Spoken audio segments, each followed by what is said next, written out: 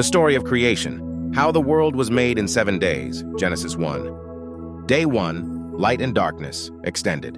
In the beginning there was no sound, no heartbeat, no wind, no whisper, only stillness, vast and unmeasured.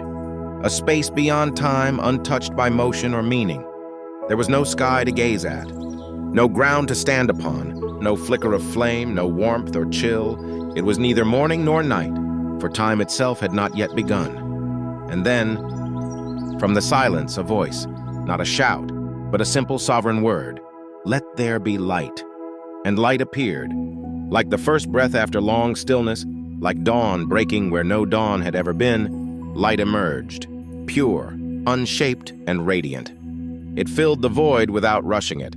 It danced through the emptiness, casting away the shadows that had never known contrast. But this light was not just brightness. It was distinction, a gentle dividing line between what would be day and what would become night. Light and darkness were given names, not to dominate one another, but to exist in balance, a rhythm of presence and pause. And thus began the very first day. Before the sun, before clocks. There was this, the idea of time marked by difference, moments set apart, a world not ruled by chaos but by quiet order. Each sunrise we see today is a continuation of that first light. Each evening is a return to that pause, a sacred cycle of beginning, of becoming, and of rest. Creation didn't rush. It began with light, not with forms or shapes, but with clarity. A single command, a quiet radiance. And so the first day passed, not hurried, not loud, but full of promise. The story of creation began not with grand movement, but with a single light shining into stillness, a whisper of wonder in the vastness of the unknown. Perfect. Day 2, the sky and the waters. Part 1, the waters divided. Before there were clouds, winds, or storms, the world was wrapped in water, unshaped and endless. There was no sky to look up to, no horizon to mark distance, only deep upon deep, a mystery of motion and depth. It was a world without a center, where above and below were the same, and no one could yet tell what was high or what was low. And then, a quiet instruction. Let there be a space between the waters. Not a violent tear, not a sudden clash, but a gentle, deliberate parting. The waters above were lifted, suspended like a canopy, mysterious, weightless, unseen. The waters below were gathered, still flowing, still wide, but no longer all-consuming. A soft line formed between them, a sacred boundary. This was not just separation, it was invitation. A space was made, open, held, safe, a breath between the floods. In that breath, something began to form. The sky. Part 2, the birth of the sky. The sky, not made of earth or fire or stone, but made of space itself. A dome, unseen yet ever present, vast yet intimate, over everything that would come to be. It was not just emptiness. It was the first sense of above. A roof for the world below, a place for light to later stretch across, a canvas for color, weather, and wonder. It gave the world direction. What is up? What is down? Where to look when lost? Where to dream when still? Even now we look to the sky. Not to see limits, but to imagine beyond them. The sky became a place of comfort, a place where clouds would one day gather, where rain would fall, where wings would rise. It whispered the possibility of flight long before birds came. It held the idea of rain before a single drop touched the earth. It was a gift not of substance, but of structure. The sky made room. Room for growth, for breath, for becoming. And it was called heaven. Not the final heaven, but the first layer. The atmosphere of life. The veil of mystery. The open roof of a forming world. Part 3, the breath between. What is sky, if not the breath of the earth? From the waters below to the heavens above, the sky became the silent keeper of balance. Invisible but vital. It would carry the wind dash, the unseen mover, the quiet traveler between sea and soil, between mountain and valley. One day that wind would dance through treetops and rustle the wings of birds. But for now, it waited. The second day had no plants, no light bearers, no life just yet. But it gave the world what it needed most in that moment: room to grow. The sky is humble. It does not shout. It does not claim credit. But everything that follows, light, stars, birds, rain, depends on it, even the breath in you. Day 3, Land, Sea, and Plants. Part 1, The Gathering of Waters. The voice came again, calm, steady, and sure. Let the waters under the sky be gathered to one place. And so they moved. Not in a frenzy, but with purpose, like dancers following quiet instruction. From the vast, shapeless deep, oceans took form, deep and blue and wide. The seas were cradled by invisible hands, bound by unseen shores. In the spaces left behind, the land emerged, not forced, not ripped, but rising as if it had always belonged there. A soft rising, a holy appearing. Where once there had been only water, now there were plains, cliffs, valleys, and an untouched soil beneath open skies. Part 2, Naming the Earth and Sea. The dry land was called Earth, and the gathered waters were named seas. It was the first time creation was named with intention. Names gave the world structure. They weren't labels, they were recognition. Earth was not just soil, it was a foundation. Seas were not just water, they were mystery and depth. Even today we stand on ground that was once a whisper. We sail on oceans shaped by a divine breath. These names remind us we belong not above nature, but within it. Part 3, The Earth Brings Forth Life. Then came the next invitation. Let the earth bring forth vegetation. And so it did. The bare earth, still warm from its rising, cracked open not with violence, but promise. Green began to appear, quietly, gently, as if the land had always held it within. First grasses, soft carpets rolling across the hills. Then herbs, delicate and fragrant. Then trees, tall and patient, stretching upward to the sky newly formed. Fruits of every kind began to swell. Seeds fell to the earth, ready to repeat this miracle over and over. This was the first sustainability. Not just creation, but recreation. Part 4, The Secret of the Seed. Each plant came with a gift, its seed, life within life. A quiet code written into every blade, branch, and bloom. This was not just beauty, it was resilience. The earth would not depend on a single moment. It was made to continue, to repeat, to thrive. Even in our world today, the seed remains the symbol of hope. We bury it, and from its burial comes life. And so day 3 closed. The world had color, shape, food, and the mystery of growth.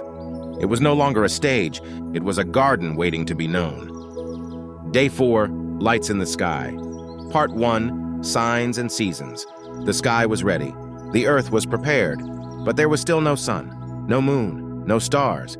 Time had no markers, only the rhythm of light and darkness from day 1. And then the words came. Let there be lights in the sky to separate day from night. They would be signs, not just of time, but of change, of movement, of rhythm. Time was no longer just light and dark. It was measured, shaped by orbits and turns. The sun ruled the day, and the moon became the gentle governor of night. Part 2, The Greater and Lesser Lights. The sun rose not in fire, but in glory. Not a god, not a master, but a light given to serve. It warmed the soil. It woke the flowers. It set the birds into flight. Then the moon, quiet, reflective, rose with its own kind of majesty. It did not burn, but it held light. It watched over the sleeping earth. Together they danced in the sky, not for display alone, but to shape life, guide seasons, and offer comfort. Part 3, The Stars and Wonder. Finally, the stars. Too many to count, too far to reach, yet always present. They did not speak, but they invited silence. They told stories without sound. They lit the path for wanderers and dreamers. In every age, we have looked up and felt the pull of mystery. Day 4 gave us not just illumination, but the beginning of storytelling, navigation, and wonder. It marked time, but also imagination. The sky was no longer empty. It was a masterpiece in motion. Life in Sea and Sky. Part 1, The Living Waters. The seas were full, but silent. Then came the voice again. Let the waters swarm with living creatures. And so they did. Not one or two, but swarms. Schools of fish, great and small. Whales that sang in the depths, turtles that glided silently. The oceans became music. Every wave carried movement, every current held life.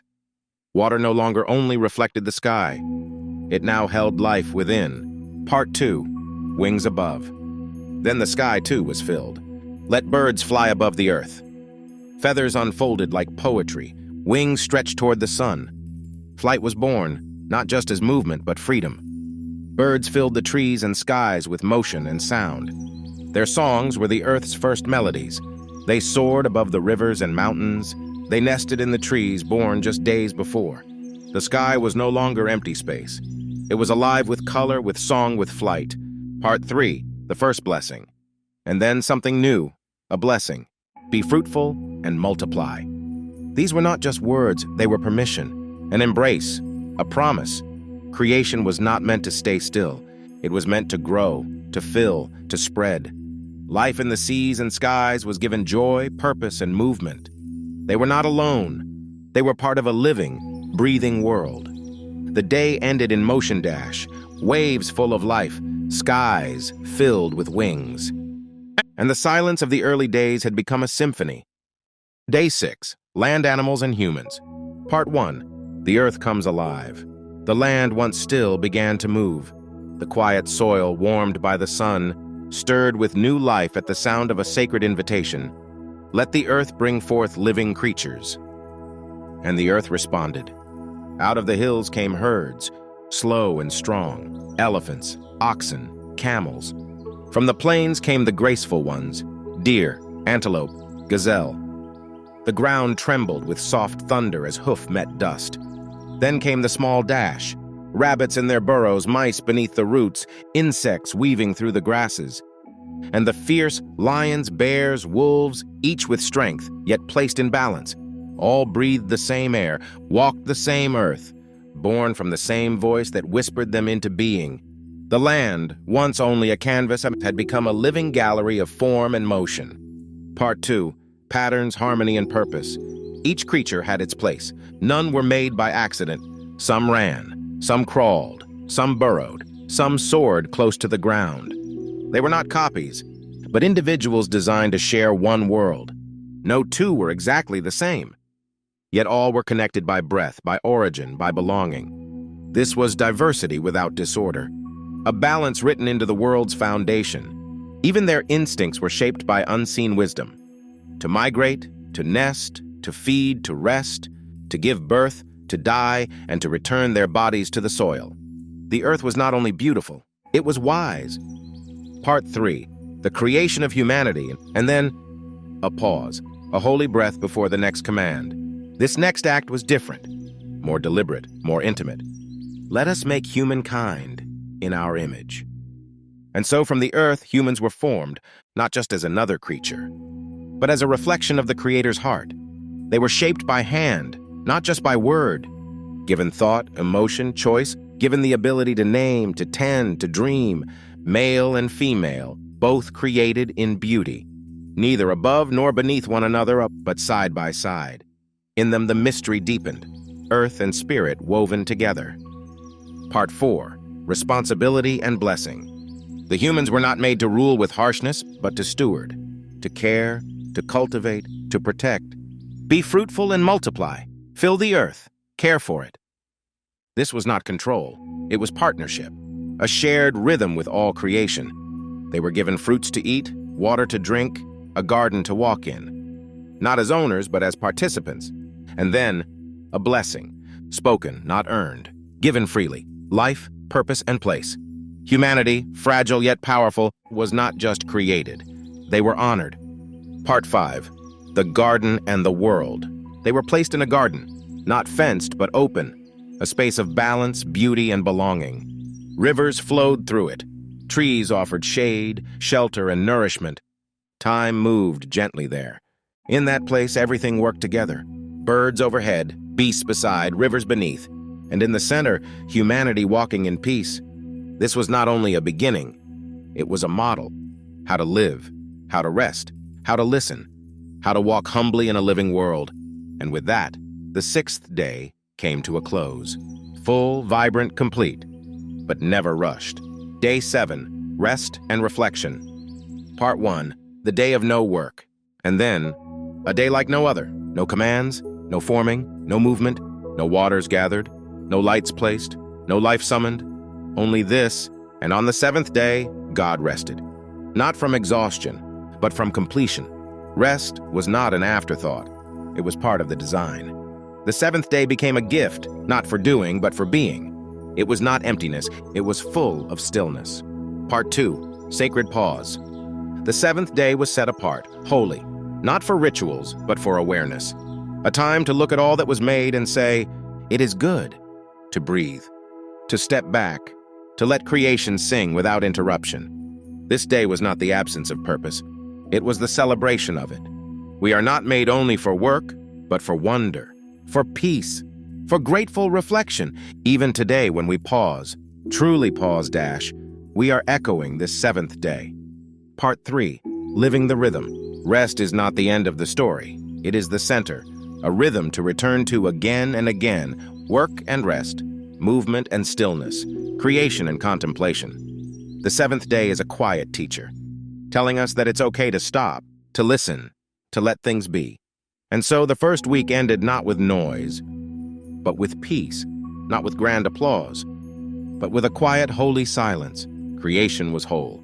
The story was just beginning, the story's message. This story from Genesis is not only about how the world was made, it is a story of order from chaos, of light from darkness, of life where there was none.